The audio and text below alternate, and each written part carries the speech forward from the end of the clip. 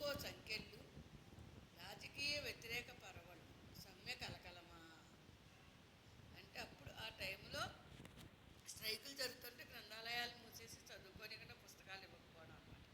అలాగే చదువుకు సంఖ్యల్లో అంటే 90% 100% డిగ్రీలో చదువులు వచ్చేసిన వాళ్ళకి కాస్త డబ్బుండి వ్యవసాయదారులకి అలా పెళ్లి చేసేస్తున్నారు. అంటే చదువుకు సంఖ్యలే కదా, మంగళసూత్రం కట్టి పిల్లలు కానీ ఇంటి పని వంట పని పాచి పని చేసుకొని పంపిస్తున్నారు. నేను ఖచ్చితంగా వివాహ వ్యవస్థ ప్రోత్సహిస్తున్న బానిసత్వాన్ని సాంప్రదాయాన్ని చేస్తున్న మోసాలని ఖండిస్తాను.